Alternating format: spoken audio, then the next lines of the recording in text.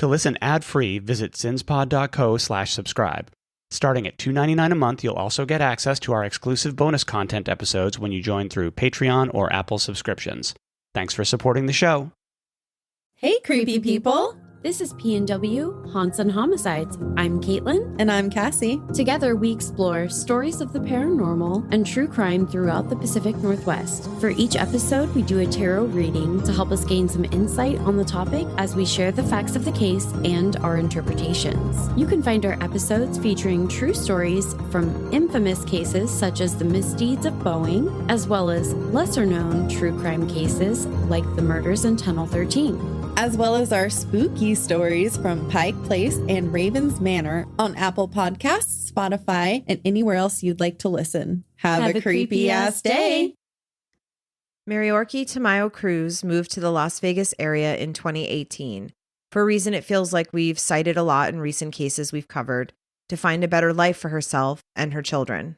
Unfortunately, she met an extremely abusive man with a pattern of domestic violence, and just a couple hours after she was granted a divorce and full custody of her children, the unthinkable happened.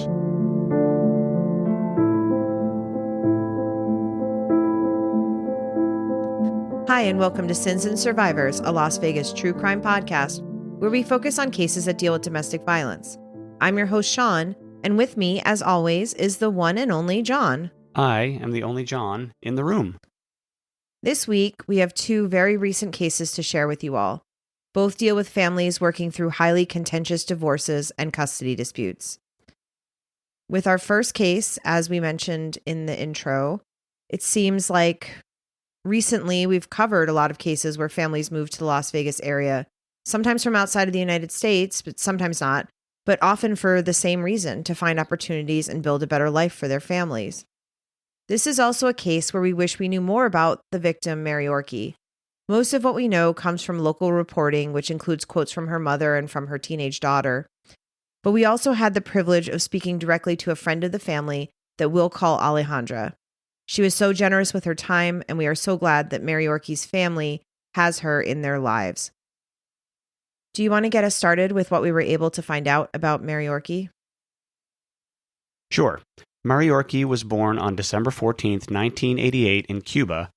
She and her family left Cuba shortly after the birth of her older daughter in 2009, moving first to Canada and then to Las Vegas in 2018. Her two kids were born in 2009 and 2021, 12 years apart. She also had close family nearby with her mom, stepdad, sister, and brother-in-law all living here in Vegas. Marillorky really dove into her life here in the United States and had a wide variety of jobs and obviously a very high level of motivation. She got her real estate license and had an extremely active real estate career with Solution Realty Group. Her work-focused Facebook page is full of real estate listings. She was an entrepreneur, working as a notary and a tax preparer. She also ran a food truck and had her bartender's license. It's obvious that she was motivated and willing to do whatever it took to provide for her family, who she loved. We mentioned her mom and her stepdad. Her stepdad was the man who raised her, and she thought of him as her dad. Her mother described her by saying she was a model family member. Everyone wanted to be her, and she was pretty much the head of the family, our right arm. She was everything to us. A friend of the family told the Review Journal she was very attentive to her daughters and wanted to work hard to give them the best life that she could. She also loved her parents and helped them make the move from Cuba to the United States. Marillorky was very smart, savvy, and resourceful, and rightfully very proud of her accomplishments. As a single mom, she had purchased her own home and her parents' home. Alejandra explained that Marillorky was everything to her parents. She was their transportation and their translator. She was their support system and their guide. Marillorky married Royden Dorothy Mendoza in 2020. He is the father of her younger daughter, and he is a volatile and terrifying domestic abuser. According to Alejandra, Marillorky's daughter noticed that after she met Royden, she changed. She didn't smile as much, and she wouldn't play loud music or act like her usual joyful, boisterous self. There's some speculation in the family that he pressured her into signing over part of the ownership of her home as part of his violent, threatening, and controlling behavior. One of the quotes we read about Royden from Ivan, her brother-in-law, was that everyone in the family was scared of him because he had a gun, and he made several statements about how he would kill anyone like a dog that came into his house.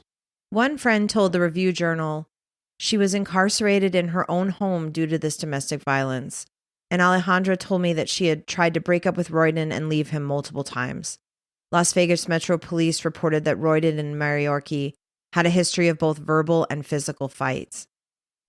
On July 6, 2023, Marillorky filed for divorce and went to stay with her parents, who lived at Destination Spring Valley, a 55 and older retirement community. Another thing we've touched on more than a few times is that for various reasons, it can be very hard to get away from abusive relationships for financial or even emotional reasons. When someone is able to get to the point where they leave, that's the most dangerous time for them. According to the hotline.org and research done by the Canadian government, women in abusive relationships are about 70 times more likely to be killed in the weeks after leaving their partners than at any other time. Not only that, but the presence of a firearm in the home further increases the risk of homicide by 500%. Abusers will often escalate their violence when they sense that they are losing control of their victims. That escalation can result in physical harm or even escalate to murder. Emotional and psychological abuse, along with stalking, often intensify during this time. Someone filing for divorce can definitely trigger this sense of loss of control. And not only that, but women between the ages of 18 and 34 are more vulnerable to severe intimate partner violence. For the record, Marillorky was 36 when she filed for divorce. In her petition, she described a history of domestic violence, and she wrote, "In the past, I had contacted the police due to the domestic violence against me that the defendant caused. I was afraid, and I did not continue with the case." On August 17, 2023, Marillorky was granted full custody of her two daughters in court and came back to her parents' place to share the good news. She told them she'd been awarded the house, the truck, and custody of the children. And according to Alejandra, Marillorky was also awarded spousal support and child support, and Royden was only to have supervised visitation with the children. Around 2:30 p.m., she received a text message from Royden asking if he could come over so they could switch vehicles. She ignored the text message. Soon after, she was sitting on the second-floor balcony with her family. When Royden drove up, he got out of the car and started talking to them on the balcony, asking for her to give him the keys to their Toyota Sienna. Marillorky said no, saying that she still had possessions in the truck, and when she told him that, he became volatile and enraged. He started climbing up to the balcony toward them, but was pushed back down to the ground. Royden lost all control. Marillorky's daughter recalled that he said something like, "I told you not to joke around with me," and then ran around to the front door of the apartment, pounding on the door. He had his gun, and he shot through the security door and the front door to gain entry. Around 2:42 p.m., their 14-year-old daughter called 911 and pleaded with the dispatcher to hurry up and he's got a gun. The 911 operator reported hearing gunshots and screaming after that. Marillorky barricaded herself and the kids in one of the apartment bedrooms, but Royden quickly broke through the door. He broke in and grabbed Marillorky by the hair, pulling her head backward before shooting her 3 times in the head, right in front of her 2 daughters. He then headed toward the master bedroom where Marillorky's parents and brother were. He entered the bedroom and shot Marillorky's mother in the eye and her brother-in-law in the elbow. At that point, Marillorky's daughter ran to the kitchen and got a knife and stabbed Royden in the back. He turned toward her and grabbed the knife, and in the struggle while he tried to push the knife into her chest, he ended up cutting her hand badly enough to need to be hospitalized. Royden then fled the apartment. According to the 911 operator, there was a lot of commotion and screaming, and the daughter sounded as though she walked away from the phone, the affidavit stated. When she got back to the phone, she said her mother was dead. After the incident, Mary Lou, Marillorky's mother, recalled that the kids were yelling for her, "Mima, Mima, he's going to kill us." The family was transported to the hospital, and thankfully, Marillorky's mother, brother-in-law, and daughters survived. Around 3:10 p.m., just half an hour later, Royden drove up to a police station, his shirt covered in blood, and when the police asked him what had happened, he fully admitted to the crime, saying, "I killed my wife." Police took him into custody and brought him to UMC for treatment of the stab wounds on his back. He also told the police about the divorce hearing and then asked for a lawyer. He was booked and charged with 20 felony counts, including murder with the use of a deadly weapon, 2 counts of attempted murder with use of a deadly weapon, battery with use of a deadly weapon resulting in substantial bodily harm constituting domestic violence, battery with use of a deadly weapon resulting in substantial bodily harm, assault with a deadly weapon, child abuse, neglect, or endangerment with use of a deadly weapon, 11 counts of discharging a firearm at or into an occupied structure, vehicle, aircraft, or watercraft, and residential burglary while in possession of a deadly weapon. The grand jury met and indicted Royden on all counts, and in the initial hearing, Royden pleaded not guilty to all counts, despite having admitted to the crime initially. His trial was scheduled to begin in August of 2024. In the spring of 2024, Royden's attorney requested a competency evaluation to evaluate if he was mentally competent enough to stand trial. On May 22, 2024, Judge Christy Craig relayed the results from the 2 mental health professionals she had evaluate Royden. Judge Craig stated that she had 2 incompetent findings, and she noted that Royden was found to possibly have a delusional disorder. Royden was found incompetent, but he was not freed. He was remanded into the custody of a state mental hospital for treatment. If and when his competency is established, he will return to the court to stand trial. Strangely, during the competency hearing, Royden was quoted as saying, "This is a lie. I don't have any mental issues," later adding that he is not going to plead guilty to something I didn't do. Remember that he walked voluntarily into a police station and freely admitted his guilt. Just volunteering that information, it wasn't even under questioning. Marillorky's 2 daughters were placed in the care of her 2 older parents, and according to reporting, one of them was going to have to quit their job to care for her younger daughter, who's only a toddler. We will share the GoFundMe that was created to help defray funeral costs and benefit the girls, helping to pay for their care and education. Alejandra shared that before committing the horrific murder, Royden had cleaned out the bank accounts he had with Marillorky, leaving nothing for the children. Alejandra believes this means that Royden had planned this well beforehand, and as a result of this horrific crime, Mary Lou and her family are left to pick up the pieces. We're very sure the family would appreciate any contributions to help with their sad situation. Marillorky was killed less than a year ago, and her estate is not yet resolved. Marillorky's mom, Mary Lou, reminded everyone in an interview to always file charges and never stay quiet in domestic abuse situations. And Marillorky's daughter was quoted as saying, "I don't know what I'll do without my mom." Our thoughts are with the family as they heal physically and emotionally and hopefully find a way to move forward through this tragedy. I will say that I am very glad that they have Alejandra in their lives to support them and help look out for them. Alejandra stated that the cycle of violence needs to be broken, and we are all the voices for those who are taken from us by domestic violence. So please reach out to resources and continue to support each other. The other aspect of this case is that the murder occurred not only as Marillorky was getting out of the relationship, but she was also granted full custody of their children. In a normal divorce, that's a contentious topic, but it's yet another thing that can spark violence. There was another recent well-publicized case here in Las Vegas that also serves as a similar cautionary tale. On April 8, 2024, Ashley Prince, age 30, was attending a deposition related to her long and drawn-out custody battle with her ex-husband, Dylan Houston, over their 2 children, ages 4 and 5. Ashley was represented by her new husband, Dennis Prince, age 57. The 2 of them had recently welcomed their first baby in January of 2024. The deposition took place in Dennis's Summerlin law office. Dylan, who was not present, was represented by his father, attorney Joseph Houston. Dennis Prince was set to ask questions of Catherine Houston, who is Joseph's wife and Dylan's mother. She was represented by another attorney named Lisa Rasmussen.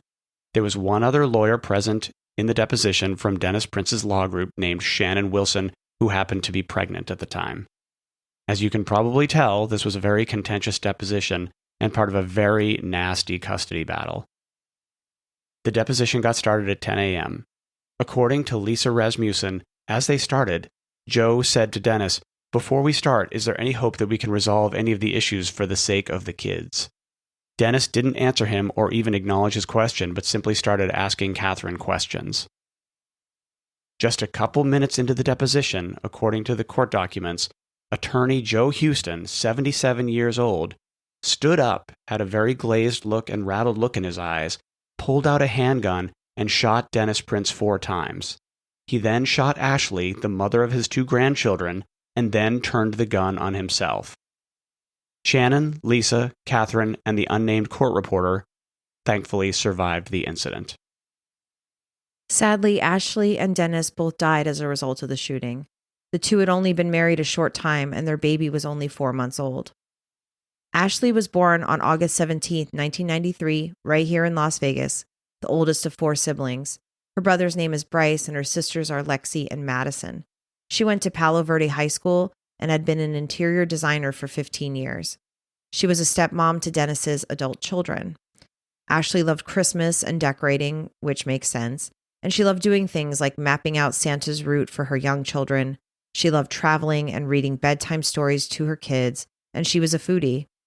She was especially excited and looking forward to her daughter starting kindergarten soon.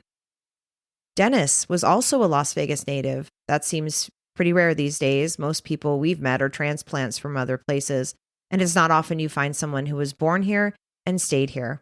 Dennis was born on February 2nd, 1967, and went to Bonanza High School. He got his degree in finance from UNLV and went on to law school at California Western. He headed a successful law firm called the Prince Law Group and was a well-known trial lawyer here in Las Vegas for over 30 years, known for practicing personal injury law. Dennis had 4 children, 3 from prior relationships plus the new baby with Ashley, a son-in-law, 2 stepchildren, Ashley's kids, and 1 grandson. He was beloved in the community and loved the beach, golfing, and cheering for his kids at their sporting events. He was well respected in the legal community and a deeply trusted mentor to his friends and colleagues. He was described as being kind, generous, and compassionate. People said that he always was the best dressed and always was the life of the party.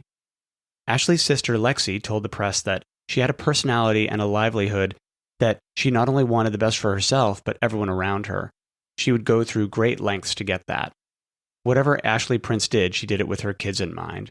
They were always her first intention. She wanted the best life for them. On the day of Dennis's funeral, several well-known Las Vegans made statements about him to the Las Vegas Review-Journal. Las Vegas attorney Richard Harris told the press, Dennis Prince had it all. Dennis had looks, he had brains, a stylish dresser, very talented trial attorney, and as charming as they come. I just thought very, very highly of him, former Nevada Governor Steve Sisolak said. He was very amicable, very nice, very easy to get along with. I hope that people will remember him as a great person, wonderful personality, great father, and a person that loved our community, Las Vegas City Councilman Cedric Creer said. Dennis Prince's celebration of life drew an estimated 750 people at Palm Mortuary and Cemetery here in Las Vegas. Richard Harris acknowledged the large crowd and said, "This is just proof of his popularity and the love that people had for him. He's one of a kind." Shortly after the shooting, Dylan attempted to pick up the children at school in the middle of the school day, despite there being no public notice that confirmed Ashley was one of the victims and whether or not she was still alive. Ashley's attorney filed an emergency petition with the courts asking for sole custody of Ashley and Dylan's children to be granted to Ashley's sister. The assertion was that Dylan's actions made him look like an accomplice or co-conspirator in the murders of Ashley and Dennis. This request was granted by the judge, Bill Henderson, who was handling the contentious divorce. Following the shooting, a great deal of information about Ashley and Dylan's relationship was made public. Dylan, as you might expect, had a long history of threatening and abusive behavior toward Ashley. They divorced in 2017 after being together for 4 years. She had to take out a restraining order against him in 2021 because he allegedly, quote, took out a bat and started smashing things around the house. He was required to take a breathalyzer test before seeing the children and at various times tested positive for cocaine and alcohol while he had custody of the children. He had to go several months without seeing the children because of his drug use issues. According to Ashley's family, Ashley put up with years of absolutely unrelenting abuse and threats. Dylan allegedly sent Ashley upwards of 70 text messages a day. Her family read out some of these text messages at a hearing after the murder. I'm hesitating for a second to read these because these are really ugly text messages, and I just want to prepare the listeners for that.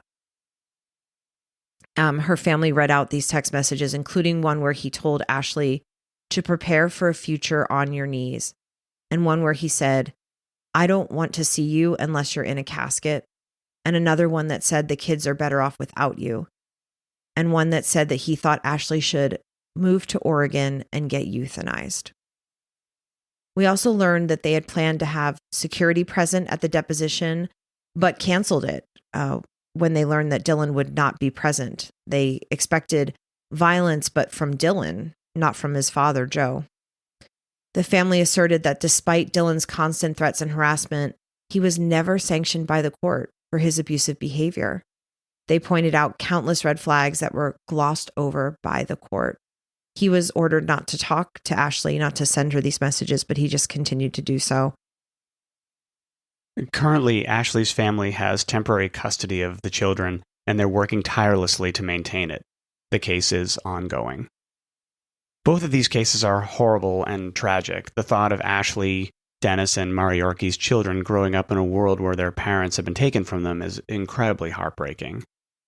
Another Las Vegas lawyer named Mackenzie Kramer was quoted as saying, "I'm surprised it doesn't happen more frequently, and we absolutely agree. The court system needs to do better. Red flags like we saw in these two cases cannot be ignored, and neither can the risk of gun violence in these highly contentious legal situations." Thank you, as always, for listening. John and I will be discussing our opinions of these two cases in our Swing Shift bonus episode, which is available to all of our Apple Podcast and Patreon subscribers. Visit sinspod.co/subscribe to become one of our subscribers and have access to those exclusive episodes.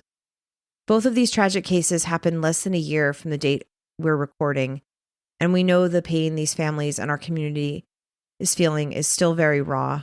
We want to remind everyone listening that you can find a list of resources in our show notes or on our website, sinsandsurvivors.com. We will be back next week with another new episode. Thanks again, and remember, what happens here happens everywhere.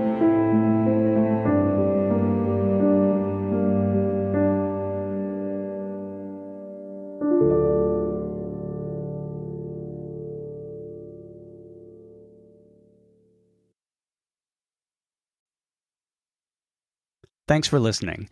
Visit sinspod.co/subscribe for exclusive bonus content and to listen ad-free. Remember to like and follow us on Instagram, Facebook, TikTok, and Threads at Sins and Survivors. If you're enjoying the podcast, please leave us a review on your podcast platform of choice.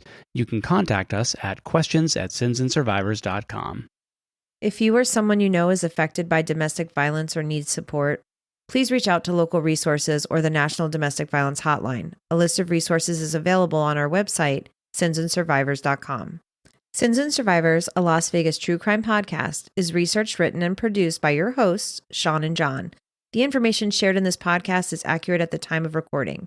If you have questions, concerns, or corrections, please email us. Links to source material for this episode can be found on our website, sinsandsurvivors.com. The views and opinions expressed in this podcast are solely those of the podcast creators, hosts, and their guests. All individuals are innocent until proven guilty. This content does not constitute legal advice. Listeners are encouraged to consult with legal professionals for guidance.